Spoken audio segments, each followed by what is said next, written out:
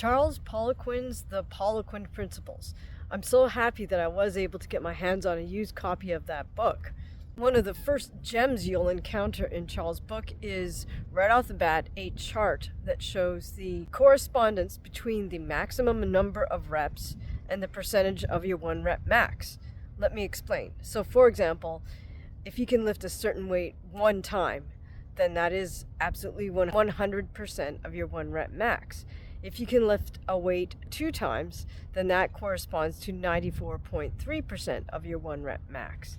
If you can lift a weight 3 times, then that corresponds to 90.6% of your 1 rep max.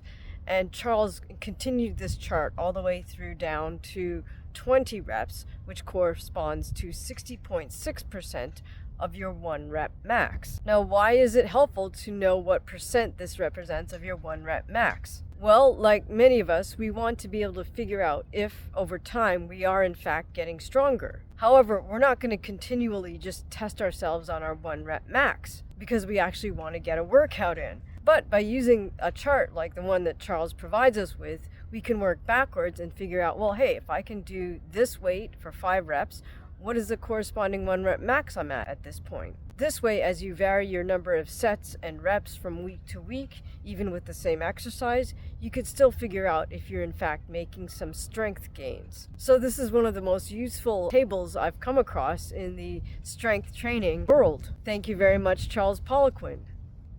Now, of course, Charles goes on to not so much deride his colleagues, but he does include a chart comparing data from 8 other strength experts and comparing their corresponding reps to the 1 rep max. And Charles's point is, of course, that there's a huge variation amongst the so-called experts about what different numbers of reps represent in terms of a 1 rep max. So if you do ever run into a used copy of the POLIQUIN Principles by Charles POLIQUIN, don't hesitate to pick it up. I know there's some very pricey used copies out there, but perhaps you can find one at a price point that suits your budget. In so many ways, Charles POLIQUIN was ahead of his time. Remember, this book was published in the 1990s, so presumably Charles probably started writing it in the 1980s. But the information contained inside is timeless.